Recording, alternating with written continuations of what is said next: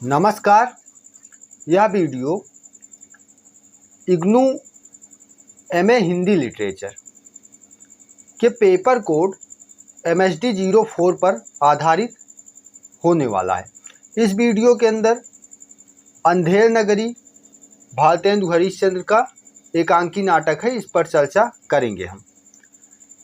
जैसा कि मैं बताता चलूं कि यह पूरा जो प्रहसन है इसे 6 अंकों में अर्थात 6 दृश्यों में विभाजित किया गया है।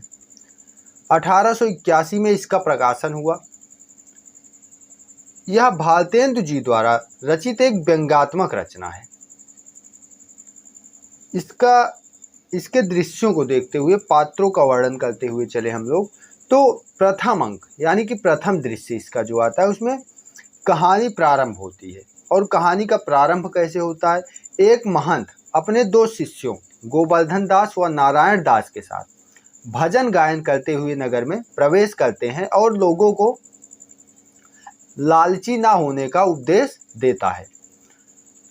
शिष्यों को नगर में भिक्षा मांगने के लिए महंत भेजते हैं, क्योंकि उनका रात में वहीं रुकने का प्रबंध हुआ है नगर में ही, तो वहाँ उनको भिक्षा मांगने के लिए भेजते हैं। उससे पहले थोड़ा सा बात करते हैं। जब ये लोग नगर में घुसते हैं तो वहाँ दिन का जो है टाइम है, लेकिन सब एकदम सन्नाटा रहता है और रात के समय जो है वहाँ पे चहल पहल होती है और बाजार खुलते हैं। लोग रात में काम पर जाते हैं और दिन में सोते हैं। तो जब ये साधु वहाँ पहुँचते हैं महंत, तो वहाँ पे इनको आश्चर्य होता है कि ऐसा कौन सा नियम है यहाँ पे कि दिन को रात और रात को दिन कहा जा रहा है। और यह अपने शिष्यों को लोभ न करने का उपदेश देते हुए उन्हें भेजते हैं, जाओ बाजार से कुछ सामान ले आओ ताकि कुछ खाया पिया जाए। तो इनके शिष्य गोवर्धन दास व नारायण दास जाते हैं। वहाँ अब आगे जो इस पर चर्चा होगी वो दूसरे दृश्य में होगी। दूसरे दृश्य में क्या है कि बाजार में जब महंत के दोनों शिष्य गोवर्धन दास व नारायण दास पहुंचते हैं, जहां बहुत सारी दुकानें हैं, जहां प्रत्येक दुकानदार आवाज लगाकर सामान बेच रहा है कि टके सेर भाजी, टके सेर खाजा। इस तरीके से वहां पे आवाज लगा कर बेच रहा है। इतना सस्ता सामान देखकर जो शिष्य है यानी गोवर्धन दास वहीं रहने का फैसला करता है कि क्योंकि वहां सारी चीजें इतनी सस्ती हैं कि कम पैसे में भी पेट भर जाता है और आराम से रहने को मिलता है। और वह वापस आकर गुरु से कहता भी है कि अब हम लोग कहीं नहीं जाएंगे और यहीं रहेंगे। यहाँ हम लोग कोई काम भी नहीं करना पड़ेगा और भिक्षा भी नहीं मांगनी पड़ेगी और आराम से पेट भरेगा, क्योंकि यहाँ टके सेर भाजी और टके सेर खाजा मिलता है। इसके बाद गुरु जो है उनको समझाते हैं कि हमें लालच में नहीं पड़ना चाहिए, हमें ऐसी जगह बिल्कुल नहीं रुकना चाहिए जहां अंधेर नगरी जहां टके सेर भाजी टके सेर खाजा, अंधेर नगरी अनबुझ राजा हो। अर्थात इस पंक्ति के माध्यम से कहते हैं कि टके सेर भाजी टके सेर खाजा, अंधेर नगरी अनबुझ राजा। हमें ऐसी जगह पर बिल्कुल नहीं रुकना चाहिए जहाँ पे ये प्रवृत्तियाँ हों कि सारी चीज़ें बहुत सस्ती मिल रही हैं, दिन को रात कहा जा रहा है और रात को दिन कहा जा रहा है, दिन में सब सोते हैं और रात में सब काम पर जाते हैं। दिन में अगर कोई निकल जाता है तो उसे सजा होती है। इस प्रकार की जगह पर नहीं रहना चाहिए जहाँ का राजा भी स्वयं इस प्रकार का मूर्ख है। इसके बाद तीसरा दृश्य जो आता है उसमें राज दरबार का दृश्य है। तीसरे अंक में राजा अपने राज दरबार में आसीन है, जो कि मूर्ख व व्यसनी है। मंत्री उसकी चापलूसी करते हैं, क्योंकि उसकी चापलूसी करने से ही उनका भला होने वाला है। राज दरबार में फरियादी का प्रवेश होता है, जो कि न्याय मांगने आया रहता है। उसके साथ घटना क्या घटी है कि कल्लू बनिया की दीवार गिरने से फरियादी जो है उसकी बकरी की मौत हो जाती है। तो वह राजा से कहता है कि राजा साहब न्याय करिए। तो यह जो विपत्ति है बहुत बड़ी है, राज दरबार के लिए यह केस बहुत बड़ा है, क्योंकि वहाँ पे ऐसे ही मुद्दे सुलझाए जाते हैं। फिर राजा आदेश देता है दीवार गिरने से बकरी की मौत हुई है तो दीवार को राज दरबार में उपस्थित किया जाए। किंतु ऐसा संभव नहीं होता है कि दीवार कैसे आएगी राज दरबार में। तो दीवार जिसकी थी यानी कि कल्लू बनिया, उसको राज दरबार में उपस्थित होना पड़ता है। वह बताता है कि आज के 20 साल पहले इस दीवार को फलाने मिस्त्री ने बनवाया था, कुछ उसका नाम लेता है। तो वह मिस्त्री तो अब मर चुका है, उसका बेटा जो है वह अब यह काम करता है, तो उसके बेटे को बुलाया जाता है। उसका बेटा आता है, उसे सजा सुनाई जाती है। किंतु जो फांसी का फंदा है उसके गले में ढीला पड़ रहा था। अब सजा तो देनी ही है किसी न किसी को। फिर राजा आदेश देता है कि किसी ऐसे व्यक्ति को पकड़ कर लाओ जो मोटा ताजा हो, जिसकी गर्दन मोटी हो, जो इस फंदे में आ जाए। सिपाही जाते हैं और गोवर्धन दास, जो कि खा पीकर टके शेर भाजी टके शेर खाजा खा खाकर मोटा हो गया है, उसे पकड़कर लाते हैं। गोवर्धन दास लाया जाता है। फिर अगला दृश्य जो है, चौथा दृश्य, उसमें गोवर्धन दास को फांसी होती है। ठीक है, उसमें वह फांसी पर चढ़ने वाला होता है कि उनके गुरु यानी कि जो महंत हैं उनका प्रवेश होता है। महंत आते हैं, गुरु शिष्य के कान में कुछ कहते हैं और गुरु शिष्य में फिर विवाद छिड़ जाता है कि नहीं, मैं फांसी पर चढ़ूंगा। गुरु कहता है कि मैं फांसी पर चढ़ूंगा और गोवर्धन दास जो शिष्य है वो कहता है मैं फांसी पर चढ़ूंगा। तो यह विवाद चलता रहता है। तब राजा जो है अपने मंत्री को भेजता है, कारण पूछो, ऐसा क्यों यह साधु कर रहा है कि वह फांसी पर क्यों चढ़ना चाहता है। इस पर साधु कहता है कि इस शुभ मुहूर्त में जो मरेगा वो सीधा स्वर्ग जाएगा। फिर राजा के रहते कौन स्वर्ग जा सकता था।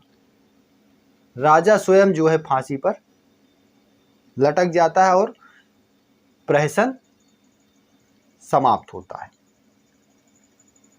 यहाँ भारतेंदु जी ने, ये तो रही इसकी समरी, यहाँ भारतेंदु जी ने यथार्थ व न्याय व्यवस्था का चित्रण किया है। जहाँ राजा ब्रिटिश राज का प्रतीक है, वह नौकरशाही लालची प्रवृत्ति का प्रदर्शन करती है। और राजा जो है, क्योंकि वह ब्रिटिश में रहता है, ब्रिटेन में रहता है, वह उसे जो है यहाँ के बारे में ज़्यादा ज्ञान नहीं है, तो नौकरशाही उसका जो है गलत फ़ायदा उठाती है, अपने लोभ में इस्तेमाल करती है। इस प्रकार यहाँ चूरन बेचने वाला कहता भी है, उसको देखिए कि चूरन अमले सब जो खावें दूनी रिश्वत तुरंत पचावें। चूरन अमले सब जो खावें दूनी रिश्वत तुरंत पचावें। चूरन साहब लोग जो खाता सारा हिंद हजम कर जाता। चूरन पुलिस वाले खाते सारा कानून हजम कर जाते। तो यहाँ पे देखिए इन पंक्तियों के माध्यम से अब इतना, जैसे कि यथार्थ पर पूछा प्रश्न अपने से, तो क्या करना है, लिखना है कि राजा मूर्ख है, ब्रिटिश है, ठीक है, विदेशी है और नौकरशाही लालच की प्रवृत्ति को धारण कर चुकी है। और फिर नीचे यही उदाहरण दे देना है चूरन बेचने वाले का। चूरन अमले सब जो खावे दूनी रिश्वत तुरंत पचावे। चूरन खा साहब लोग जो खाता सारा हिंद हजम कर जाता है, यही वाला दे देना है। ये जो है नौकरशाही व शासन की गंभीर आलोचना भी, इसका भी उदाहरण इसे माना जा सकता है कि भारतेंदु ने नौकरशाही की गंभीर आलोचना की है। अब विदेशी राजा पर भी व्यंग किया है भारतेंदु ने इस एकांकी में कि 5वें दृश्य में गोवर्धन दास गीत गाता है कि भीतर स्वाहा बाहर सादे राज करई अमले रुपया दे। अंधाधुंध मचेओ सब देशा मानहु राजा राहत विदेशा। नाट्य शिल्प की बात करें तो अत्यंत लचीला, सरल, आकर्षक तथा गतिमान नाट्य शिल्प इसका इस प्रहसन का है, अंधेर नगरी का। किसी परंपरागत अथवा आधुनिक शिल्प का प्रयोग नहीं हुआ इसमें। मुक्त प्रवाहमान नाट्य विधा का यूज इसमें किया गया है। ठीक है, आगे चलते हैं। तो पूरी कथा वस्तु 5 भागों में विभक्त है और सभी पर हमने अभी चर्चा कर ली है। नाट्य शिल्प पूछेगा तो इतनी बात डाल देनी है जितना अभी बताया गया। इसके बाद वही 5 दृश्य डिफाइन कर देने, हो गया, आंसर कंप्लीट हो जाएगा। आगे बात करते हैं रंगमंच पर प्रस्तुति। रंगमंच पर कैसी प्रस्तुति में क्या इसका योगदान रहा है, कैसा रहा है, सफल हुआ कि नहीं हुआ, इसको देखते हैं। रंगमंच पर प्रस्तुति की दृष्टि से देखा जाए तो भारतेंदु का स्वयं का विचार था कि नाटक की सफलता रंगमंच पर उसकी प्रस्तुति से ही निर्धारित होती है। भारतेंदु स्वयं एक अभिनेता थे और यह नाटक, एकांकी नाटक हमारा है जो यह रंगमंची प्रस्तुति के दृष्टि से ही लिखा गया नाटक है, जिसमें प्रबुद्ध, संवेदनशील, अनुभवी दर्शक व जन समूह सब आनंद लेते हैं। जो प्रबुद्ध है, संवेदनशील व्यक्ति है, जो अनुभवी है और जो सामान्य जन समूह है, सबको इसमें आनंद आता है। इसका सबसे पहले मंचन काशी के नेशनल हिंदू थिएटर द्वारा किया गया। इसमें अभिनेता के तौर पर स्वयं भारतेंदु मौजूद थे। उसके बाद प्रताप नारायण मिश्र ने 1882 में कानपुर में इसका मंचन करवाया। तत्पश्चात रामचंद्र शुक्ल ने बलिया में 1884 में इसका मंचन करवाया।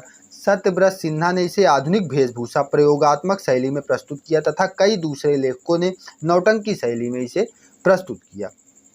सैकड़ों सफल मंचन से सिद्ध होता है कि यह रचना अत्यंत सफल है। मंचन की दृष्टि से यह जो भारतेंदु की रचना है अंधेर नगरी, यह अत्यंत सफल रचना है। तो इस प्रकार यहाँ पे हमने अपने परीक्षा की दृष्टि से जितनी चीज़ें आवश्यक थी सिर्फ उतना ही यहाँ पे जाना। इसके बारे में मैंने और पूरे MSD 4 का सिलेबस एक वीडियो में डिफाइन कर रखा है और समराइज कर रखा है। 15 से 15 मिनट के आसपास का वीडियो होगा, वहाँ पे आप देख लेंगे तो आप उस वीडियो को एक बार एग्ज़ाम से पहले भी देखिएगा। अगर उसको आप देख लेंगे तो एग्ज़ाम में आपको अच्छी खासी हेल्प हो जाने वाली है। डिस्क्रिप्शन में लिंक मिल जाएगा, वीडियो देख लीजिएगा। मिलते हैं फिर अगले वीडियो में। वीडियो को लाइक करिएगा, चैनल को सब्सक्राइब करिएगा और कमेंट करके बताइएगा कि कल का पेपर कैसा गया है, यानी कि कल बोले तो MSD 3 का पेपर कैसा गया है।